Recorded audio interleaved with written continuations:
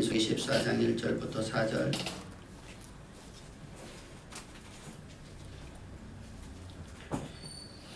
민수기 14장 1절부터 4절입니다. 온 회중이 소리 높여 부르짖으며 백성이 밤새도록 통곡하였더라. 이스라엘 자손이 다 모세와 아론을 원망하여 온 회중이 그들에게 이르되 우리가 애굽 땅에서 죽었거나 이 광야에서 죽었으면 좋았을 것을 어찌하여 여호와가 우리를 그 땅으로 인도하여 칼에 쓰러지게 하려 하는가. 우리 처자가 사로잡히리니 애굽으로 돌아가는 것이 낫지 아니하리야. 이에 서로 말하되 우리가 한 지휘관을 세우고 애굽으로 돌아가자. 아멘. 아멘. 아멘. 우리가 이제 소망에 대한 네 번째 시간에 들어왔습니다. 소망이란 무엇입니까? 영혼의 닷이라고 말씀하고 있습니다. 영혼의 닷. 풍랑이 일거나 세상의 어떤 시류나 어떤 환경에도 움직여지지 아니하고 닷에 붙잡혀져 있는 것은, 닷이 내려져 있는 것은, 닷이 있는 배는 절대로 움직이지 아니하고 그 항구의 정박에 있는 것처럼 영혼의 닷은 우리를 하나님으로의 보호자에 우리를 꽁꽁 붙잡아 위해서 하나님과 우리가 언제나 일치된 마음을 가지고 소망에 붙들린 자, 하나님의 계획하심에 붙들려 있는 자, 하나님은 우리를 향한 하나님의 계획하심에 붙들려 있는 자로 우리가 살아가는 존재가 바로 하나님께서 소망이 있는 자라고 말씀합니다. 그 소망이 없는 삶은 믿음이 없고 믿음이 없는 삶은 사랑이라는 것이 존재할 수가 없게 됩니다. 분명하게 소망보다 믿음이 먼저 오게 되는 것은 분명한 이치입니다. 우리가 예수 그리스도의 십자가의 진리의 복음 안에서 예수 그리스도와 함께 우리가 십자가 못 박혀 죽고 예수님께서 십자가에서 장사되실 적에 우리도 그와 함께 장사된 바 되었다가 예수님의 십자가에서 부활하실 때, 무덤에서 살아나실 때 우리는 새로운 피조물, 우리는 새 생명을 가진 존재로 우리가 거듭난 자가 되어서 하나님의 거룩한 백성이요 하나님의 아들이 되었다라는 말씀을 들을 때 그 말씀이 내게 오는 것, 이게 바로 소망입니다. 천국에 대한 소망입니다. 우리에게 소망은, 가장 큰 소망은 천국에 대한 소망이요, 천국에 대한 소망을 가진 모든 사람들에게서 하나님께서 우리에게 뭐라고 말씀하시냐면 이렇게 말씀합니다. 내가 너로 하여금 내가 이 역사의 문제 가운데 내가 무슨 일을 이루겠다. 내 일을 이루겠다. 내가 아담아 내가 너로 하여금 내가 만든 모든 만물들을 정복하고 다스리는 자로 내가 너로 하여금 청지기로 내가 삼으리라. 그것이 내가 너를 만든 목적이요 내가 너를 구원하는 목적이라. 이처럼 하나님께서는 우리 각 사람을 통해서 하나님께서 하나님의 그 선하신 뜻을, 하늘에서 이루어진 뜻을 땅에서 이루시려고 주님은 우리에게 소망을 알려주십니다. 그래서 소망이 없는 믿음이라는 건 존재할 수가 없고 소망이 없는 사랑이라는 것은, 그리스도의 사랑이라는 건 존재할 수가 없게 됩니다. 그래서 믿음과 소망과 사랑은 항상 함께 있을 것이로되 이 셋은 떼어낼 수가 없다는 겁니다. 항상 함께 있습니다. 그래서 골로새서 1장 4절 5절에서 우리가 말씀을 봤을 적에 지난 시간에 우리가 뭐라고 말씀 나눴습니까? 너에게 소망이 있기 때문에 믿음의 소문과 그리고 너의 사랑의 수고가 있다라고 이렇게 말씀을 바울을 통해서 우리에게 말씀을 하고 있는 모습을 보았었습니다. 그러므로 성경은 우리에게 말씀하는 너의 소망을 굳게 잡으라. 다시 말하면 하나님의 말씀에 사로잡힌 자가 되어라 라는 겁니다. 하나님이 너희를 향한 하나님의 계획하신 그 약속의 말씀에 사로잡힌 자가 되어라. 이게 바로 소망을 굳게 잡으라는 겁니다. 우리가 소망을 굳게 잡으라는 말을 우리가 이해를 잘못하게 되면 소망을 내가 만들어내는 것이라 생각한단 말입니다. 주체가 내가 되는 것입니다. 근데 성경은 주체가 내가 되면 안 돼요. 나라는 존재는 예수 그리스도와 함께 십자가 못 박혀 죽었기에 오늘 내가 산 것은 내가 산 것 아니야. 내 안에 오직 그리스도만 살아있는 존재로 우리 살아있는 자이기 때문에 하나님께서는 우리를 향해서 너는 이미 십자가에서 너는 제거되었고 내 안에 오직 그리스도만 살아있다는 겁니다. 그러므로 내가 산 건 내가 아니고 오늘 내가 산 것은 내 안에 그리스도에 살아있는 것을 믿는 믿음 안에 살아가는 것이 바로 우리입니다. 따라서 우리는 어떤 경우도 내가 주체가 되면 안 됩니다. 근데 소망을 굳게 잡으라고 하는 것은 하나님의 나를 향한 하나님의 계획하신 말씀에 사로잡히라는 겁니다.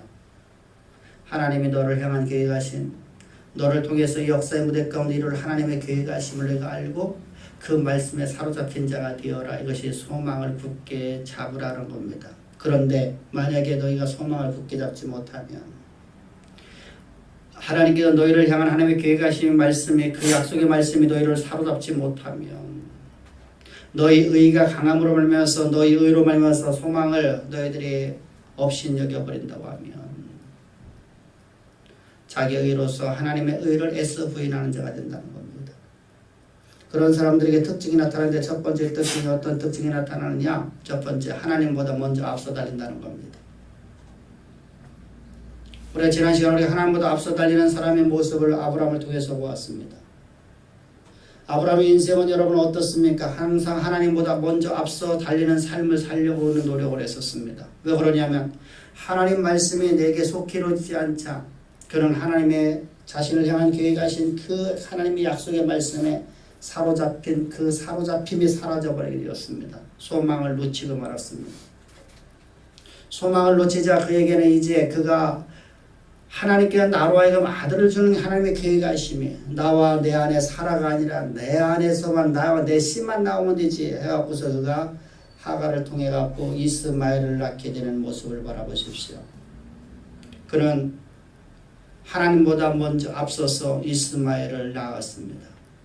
그 결과 그들은 엄청난 고통과 그들에게 있어서 가문에 어마어마한 저주가 임하게 되었고 그 저주는 지금까지도 함께 오고 있는 모습을 바라보십시오. 그 이스마엘 사람들이 오늘날도 여러분들 전 세계에 아주 테러와 그리고 이스라엘을 괴롭히고 있는 나라로서 여러분들 오늘도 존재하고 있지 않습니까? 아브라함의 씨를 하나님의 언약의 씨를 괴롭히는 자로서 그래서 이스마엘은 하나님의 언약의 씨를 괴롭히는 자로서 우리에게 창세기에서 보여주고 있지 않습니까? 그러므로 그를 내어쳐라. 아브라함에게는 큰 아픔이 들어왔습니다. 아브라함에게는 큰 아픔. 어찌됐든 자기와 자기 안에 자기가 처부러들였던 하갈에게서 낳은 아들 아닙니까? 자기 아들 아닙니까? 여러분 84세 얻은 아들입니다. 얼마나 금이 오게 하겠습니까? 아들이 여러분 하나 있다고 하나만 여러분 그렇지가 않지 않아요. 둘이 있으면 둘이 다 이쁘고 셋이 있으면 셋이 다 이쁜 거 아닙니까? 그래서 그걸 하나님께서는 내어치라고 합니다.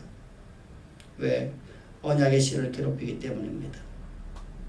사랑하는 성도님들, 우리가 어떤 경우에도 하나님의 약속의 말씀에 사로잡힌 자가 되어서 다시 말하면 우리가 소망을 굳게 잡아서 우리가 하나님보다 앞서 달려가는 잘못된 신앙을 갖지 말고 우리가 언제나 하나님이 나를 통해서 이루실 때까지 기다리는 온유한 신앙을 갖기를 주로 축복합니다.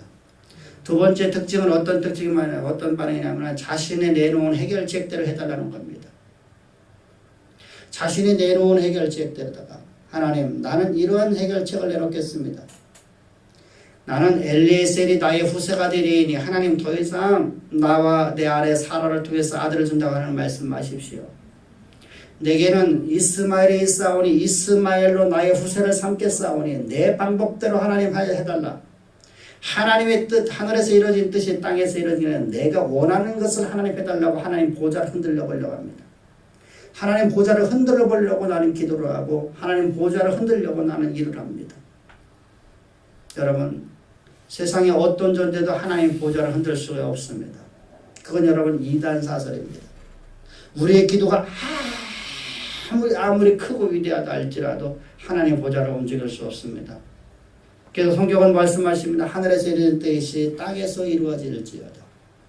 하늘에서 하나님께서 세우신 뜻이 땅에 이루어지는 것이지 어찌 인간이라는 피조물이 어찌 하나님의 뜻을 파해버리고 하늘을 움직일 수 있겠습니까? 하나님의 말씀을 여러분들 우리는 잘 이해해야 됩니다.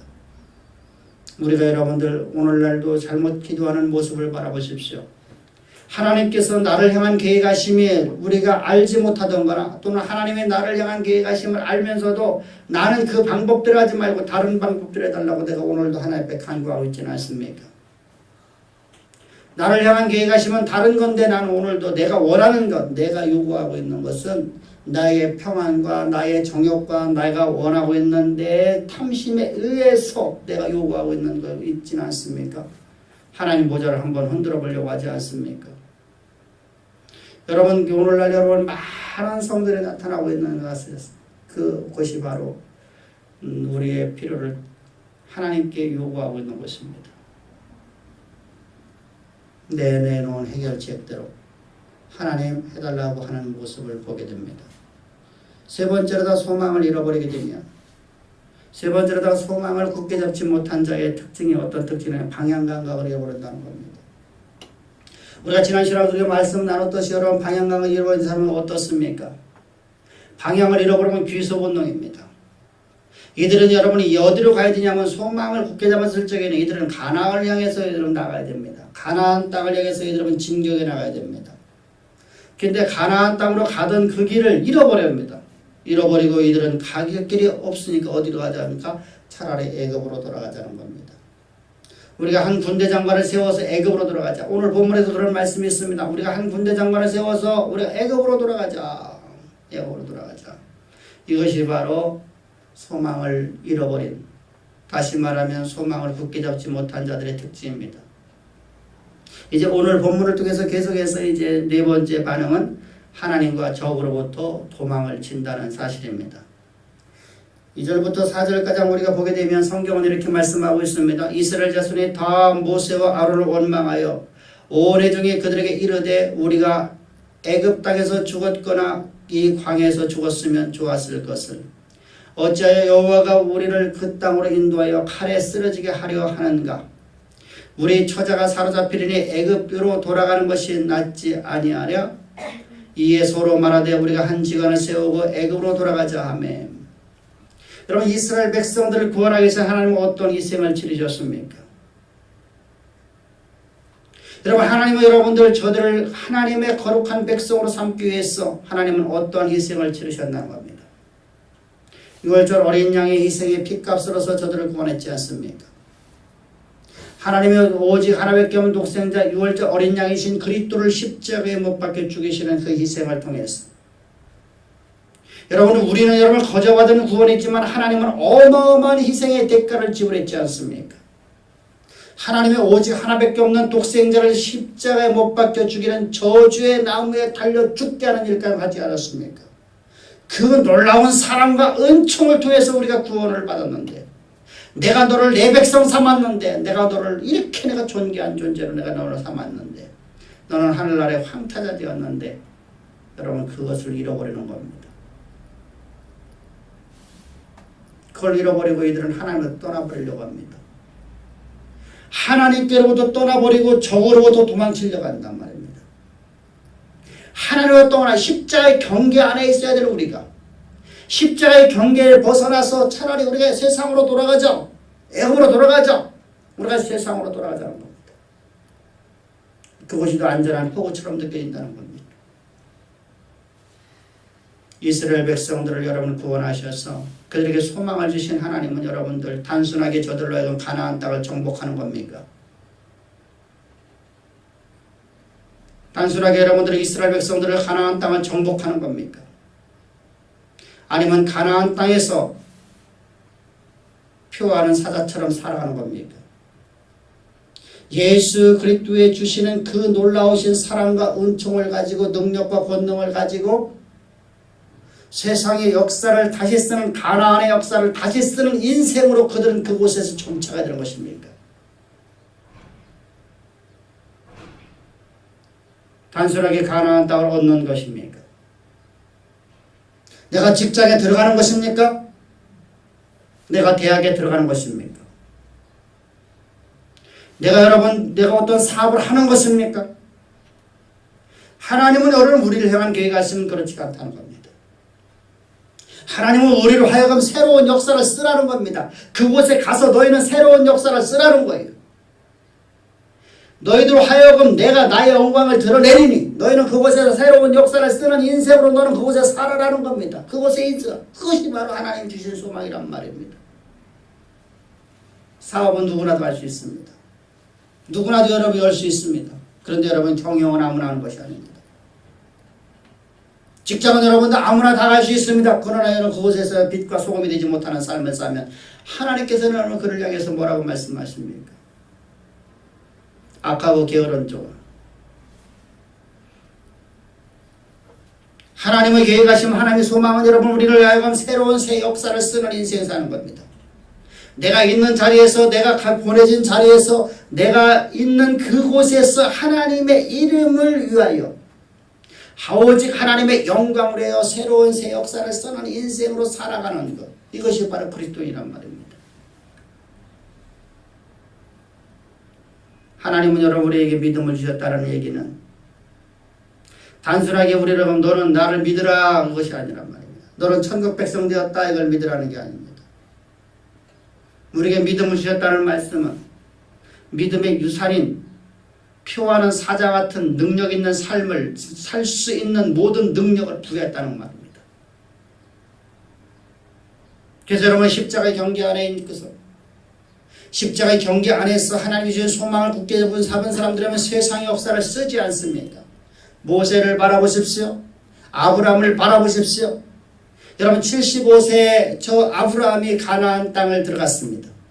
가나안 땅이라면 이미 여러분 많은 족속들이 그곳에서 터전을 잡고 그들은 그곳에서 왕의 노릇을 하고 있었습니다. 한 나라 한 나라 여러분 그곳에는 나라를 형성하고 살았었습니다.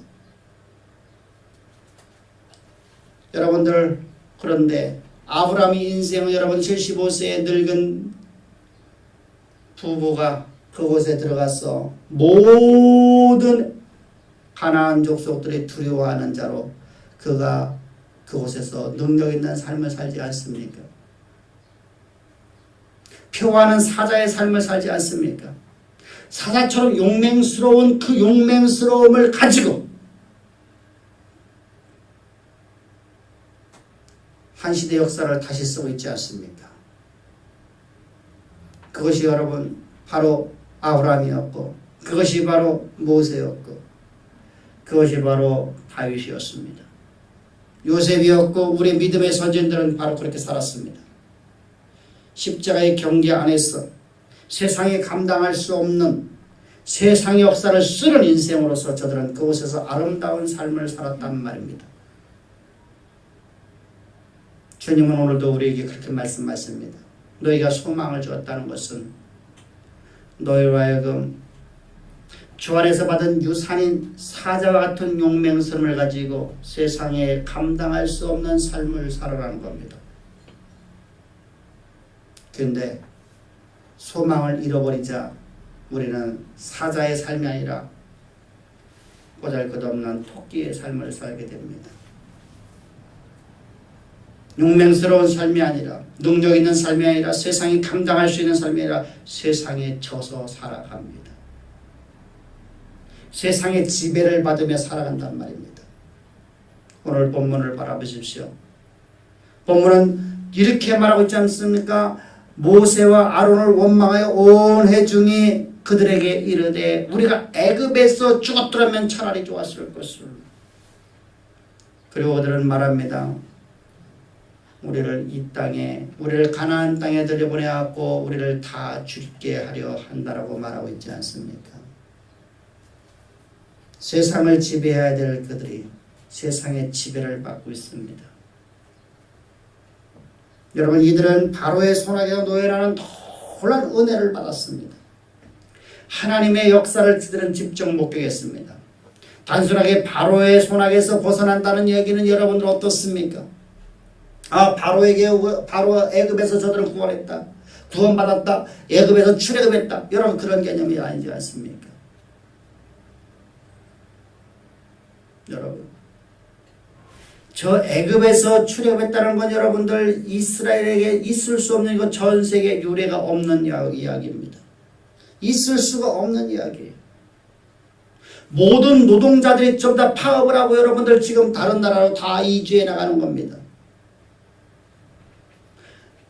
모든 노동자들이 다 회사에서 모두가 다 파업을 하고 노동자라는 모든 노동하는 노동기에 처해 있는 모든 사람들은 다 파업을 하고 다른 나라로 이주하는 이주민이 되었단 말입니다. 그게 바로 출애굽이에요. 그렇다고 여러분들 애굽이라는 나라는 망할 수밖에 없거든요. 근데 애굽이라는 나라는 여러분 어떤 나라입니까? 사상 최대의 군대를 갖고 있는 나라예요. 세계를 제패한 나라란 말입니다. 저들 가운데 하나님이 역사하시는 역사가 얼마만큼 컸는지 얼마만큼 놀라웠는지 직접 목격을 했으며 10가지 재앙을 통해서 하나님의 큰 놀라우신 능력을 그들은 직접 목격을 했습니다. 그리고 어쩔 수 없어서 애굽은 여러분들이 이스라엘 백성들을 노동자들을 이주시켜주는 겁니다.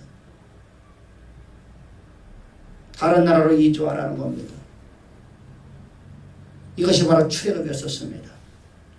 이 영광스러운 타출을 경험했음에도 불구하고 가나안에 있는 저 보잘것없는 한 족속, 저 애굽에 비하면 세 발의 피,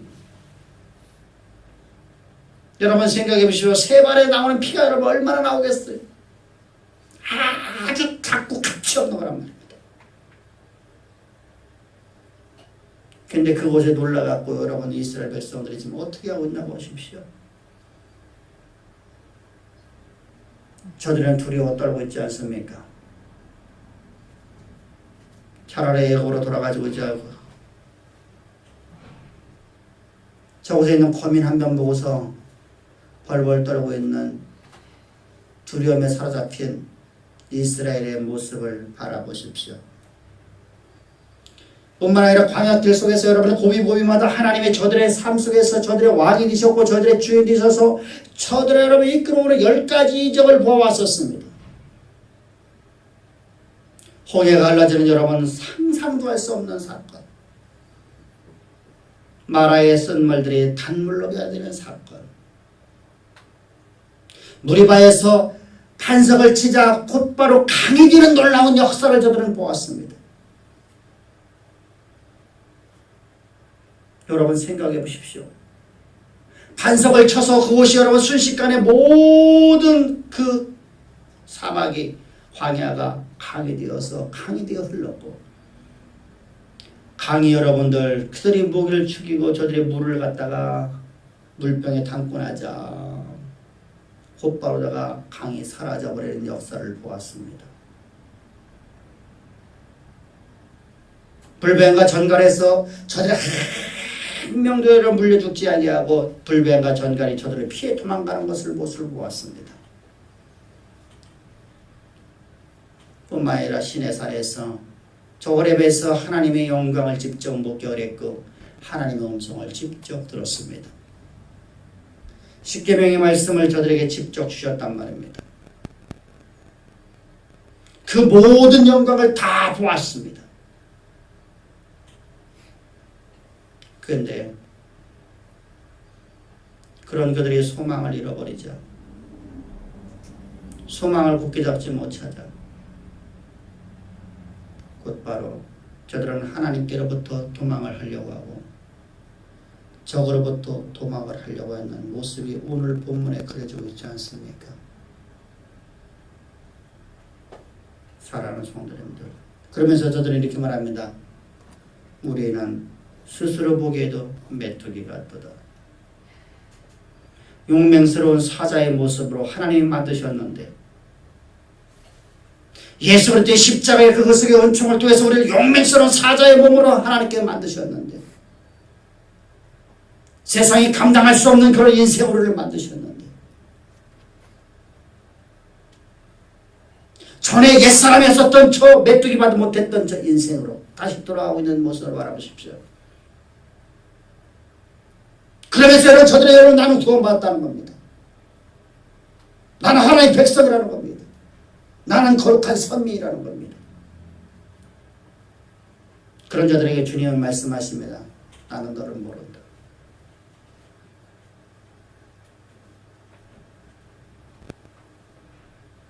우리 소망을 굳게 잡으십시다. 할렐루야. 다섯 번째는 권능을 상실한 채, 권능은 상실해버려요. 그리고 종교인으로만 나와버리는 겁니다. 소망을 굳게 잡지 못하면, 소망을 잃어버리면, 하나님 말씀에 내가 사로잡히지 못한다고 하면 다섯 번째 반응이 어떤 반응이 나오냐면, 특징이 어떤 특징이냐면 바로 종교인으로 전락하고 만나는 겁니다. 권능을 상실해버리고 맙니다. 바리새인들의 모습을 바라보십시오. 저들의 모습을 바라보면 겉으로 봐서는 나무랄 데 없는 종교적인 사람들입니다. 만약에 여러분들 저 바리새인 중에 한 명만이라도 우리 교회로 왔다고 하면, 아니 어느 교회든 들어갔다고 하면 아마 1년 안에 권사나 장로가 됐을 것입니다. 철저하게. 외모적으로 봐서는 여러분들 단 하나의 흠을 잡을 수 없는 삶을 살아갑니다. 그러나 그들에 대한 하나의 평가는 뭐라고 말씀하십니까? 여러분, 1점의 흠도 없어 보이는 저들을 향해서, 단 하나의 실수도 없는 저들을 향해서 주님의 평가는 경건의 모양만 있을 뿐 경건의 실체는 놓치고 있다고 말하고 있지 않습니까? 경건의 모양만 있다는 겁니다. 경건이 없다는 거예요. 예수님도 여러분 마태복음 22장 29절에서 말씀하십니다. 너희가 성경도 하나님의 능력도 알지 못하고 오해하는도다. 바리새인들을 향한 하나님의 평가였었습니다. 너희 성경도 하나님의 능력도 알지 못한다는 겁니다. 그래서 너희는 하나님을 오해하고 있다는 겁니다. 외부적으로 나는 철저합니다. 종교 여러분은 다른 박질을 하는데 여러분 잘합니다. 어느 누가 봐도 저들은 여러분 칭찬을 받을 사람들입니다. 그래서 여러분 저들은 여러분 종교적으로 어떤 그 종교적인 사람들의 특징이 여러분들 저들은 어떻게 우리가 살아야 될지를 잘 알고 있습니다. 어떻게 칭찬을 받을지 어떻게 사람들에게 보여줘야 될지를 잘 알고 있는 사람들입니다. 그러나 겉으로는 믿음이 있어 보이고 겉으로는 사랑이 있어 보이고 겉으로는 모든 경건이 있어 보이는데 저들의 속 안에는 평강과 평화와 화평이 없단 말입니다. 감사의 찬양이 없습니다. 그런 교회가 바로 사대교회입니다. 사대교회를 바라보면 요한계시록 3장 1절 2절입니다. 네가 살았다는 이름을 가졌으나 죽은 자로다. 너는 이를 깨워 그 남은 바 죽게 된 것을 굳게 알아. 내 하나님 앞에 내 행위에 온전한 것을 찾지 못하였노니. 하나님은 내가 너희들에게서 어떤 온전한 것을 찾지 못했답니다. 그대로 이들은 살았다는 이름을 가지고 있습니다. 외모적으로 보면 이들은 충분히 살아있는 사람이었습니다. 외모적으로 보면 이들의 경건의 모습이 보여지고 있습니다. 근데 경건의 능력이 없습니다. 다시 말해보라. 저들은 여러분 다른 교회에서 저들을 바라볼 적에 살아있는 교회에 있었습니다. 여러분 저들은 철저했습니다. 봉사와 헌신과 예배와 찬양과 그 모든 것이 완벽했습니다. 정열로 불타고 있는 교회라는 명성을 얻게 되었단 말입니다. 근데 저들을 향한 하나님의 평가는 전혀 그렇지가 않습니다.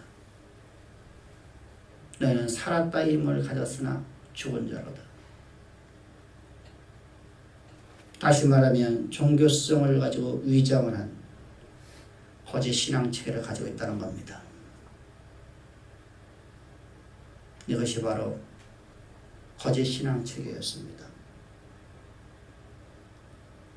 저들이 왜 저렇게 바뀌었습니까?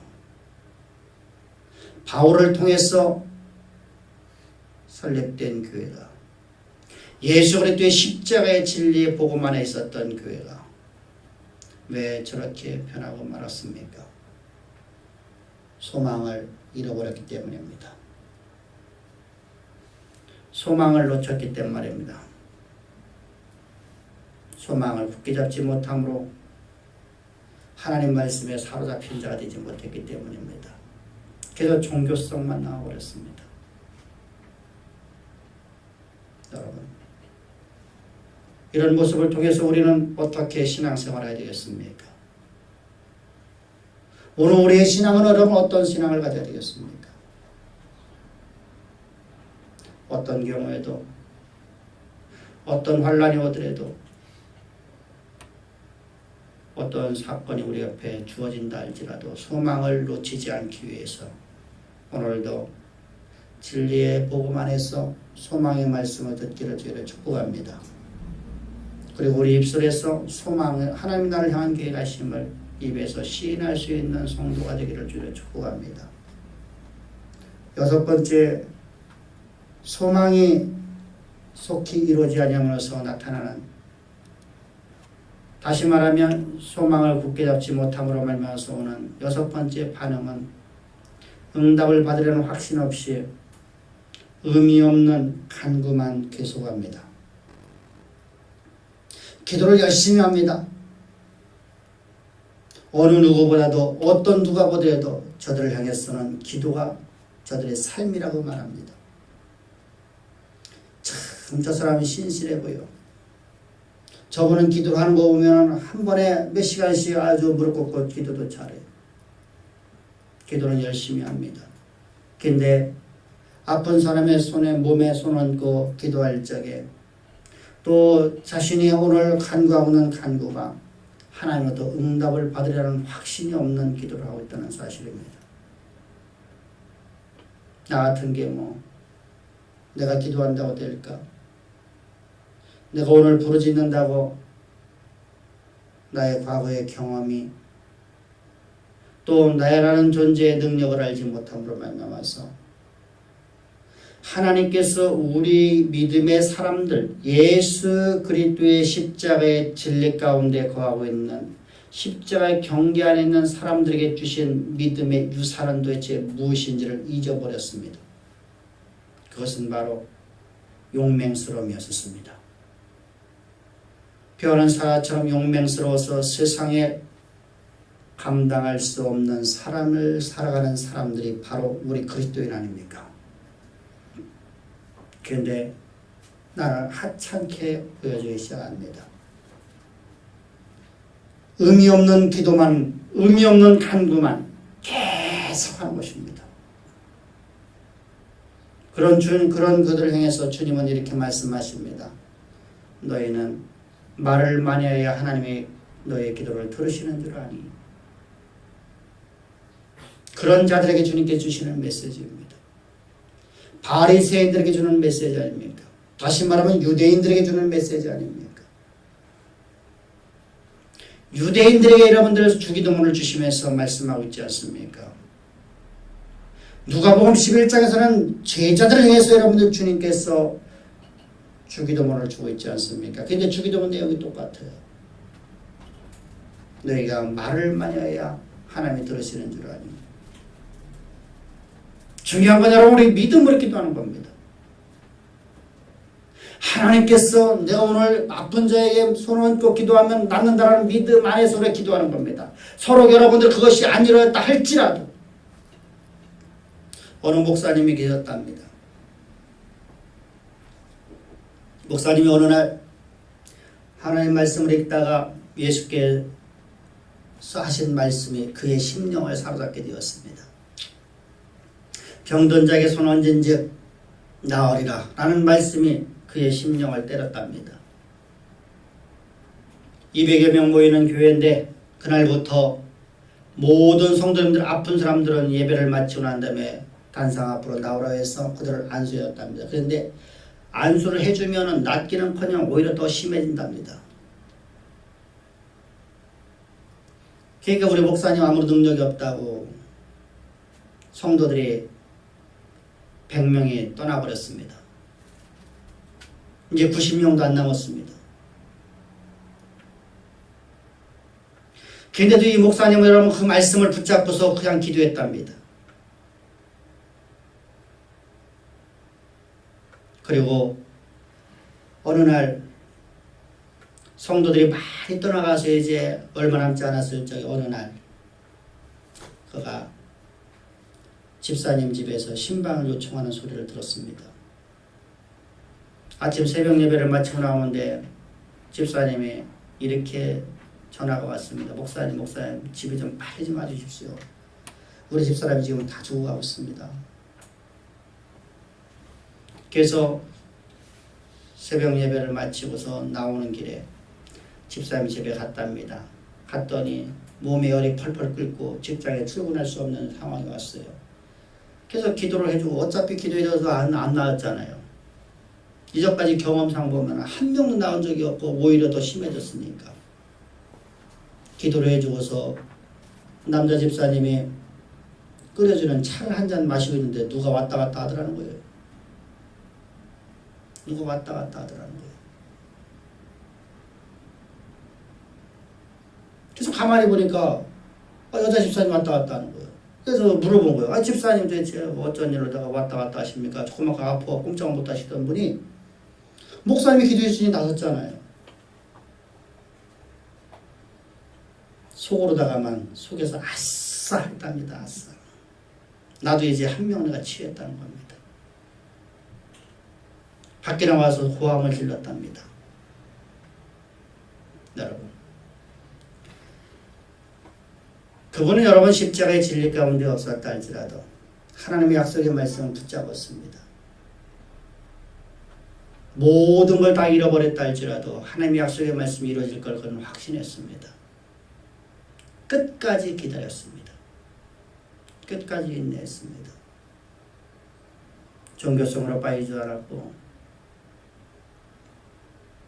하나님의 약속의 말씀이 이루어질 것을 확신하는 믿음 안에서 그는 아픈 환자의 손을 얹었답니다. 그 이후에 그분이 신의원사가 내려와서 우리 한국교회에 큰일 하는 사람으로 우리 여러분들 알 수 있는 목사님이 되셨습니다. 지금은 자빠졌습니다만 여러분, 하나님께서는 여러분들을 우리를 향해서 말씀합니다. 믿음으로 구하랍니다. 막연하게 구하지 말랍니다. 막연하게 구하지 말라고. 그런데 소망을 잃어버리게 되면 의미 없는 기도만 합니다. 하나님, 나 이거 이렇게 좀 되게 해주십시오. 나 이렇게 해주시옵소서. 나 이렇게 되기를 원하나이다. 하나님, 나 이렇게 인도하실 줄 믿습니다. 자기가 원하는 것만 구합니다. 다시 말하면 내 필요를 충족하기 위해서 의미 없는 기도만 하고 있는 모습을 바라보십시오. 주일 예배 시간에 손은 들고 하나님 앞에 찬양을 부릅니다. 그런데 그 찬양은 의미 없는 찬양일 뿐이고 앵무새와 같은 찬양일 뿐이고 아무런 믿음이 들어가지 않냐. 그리고 교회 문을 나서면 마음의 평강도 없고 불안과 공포와 두려움이 그를 사로잡는 모습을 바라보십시오. 소망을 잃어버린 자들의 모습입니다.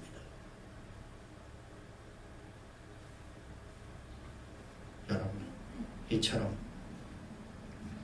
우리가 소망을 붙잡다는 것은 하나님의 하나님 말씀이 하나님 우리를 향한 계획하심이 우리를 사로잡아 버린다는 것은 우리에게 가장 큰 축복임을 믿기를 바랍니다.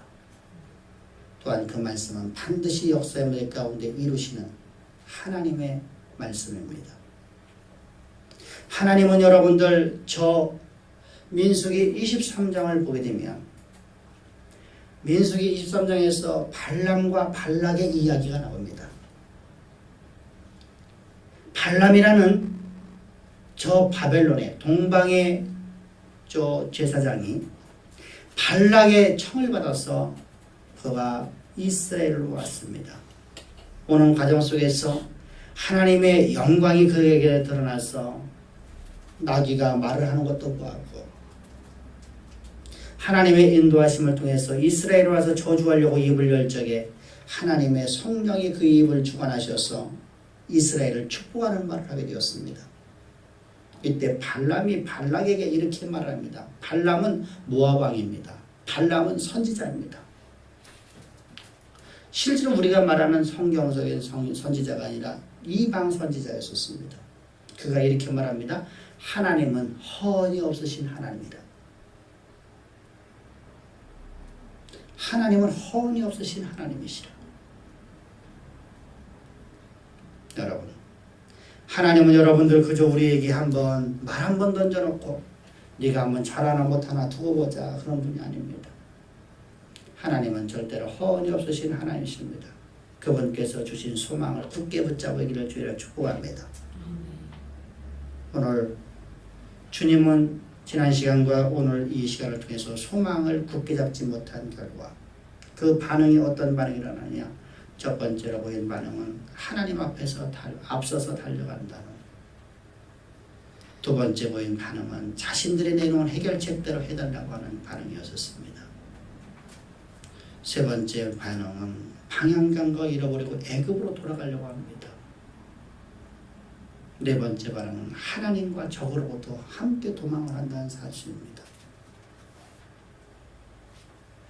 그래서 신앙에서도 도망을 가고 모세의 지도를 받지 않기로 원합니다. 하나님의 사람의 지도를 받지 않고 내가 딴 사람의 지도를 받겠다고 합니다. 네 번째 반응은 다섯 번째 반응은 권능은 상실한 채 종교적 그로만 다름박질하는 모습을 바라보십시오. 여섯 번째 반응은 응답을 받으려는 확신 없는 그저 의미 없는 간구만 하고 있는 모습을 바라보십시오. 우리가 이러한 거짓 신앙책에 빠지지 않도록 오늘도 소망을 주시고 소망을 굳게 잡을 수 있도록 말씀이 나를 사로잡아 주심을 감사합시다. 말씀에 사로잡힌 자 되게 하심을 감사합시다. 그래서 여러분들이 말씀에 사로잡힌 자로서 세상의 역사를 쓰는 표하는 사자의 모습처럼 세상에 감당할 수 없는 멋진 신앙을 가지고 하나님의 영광을 위해서 하늘에서 이루어진 뜻이 땅에서 온전히 성취되어 열 꼴의 복을 더 받는 아름답고 복된 우리 주양의 성도들 되기를 주의로 축복합니다. 기도드리겠습니다. 좋으신 아버지 감사합니다. 찬양합니다. 경배합니다. 오늘도 우리에게 말씀 주신 하나님을 찬양하며 말씀이 우리를 온전히 지배할 수 있도록 은총을 베푸심을 확신하며 예수님의 이름으로 기도합나이다. 아멘.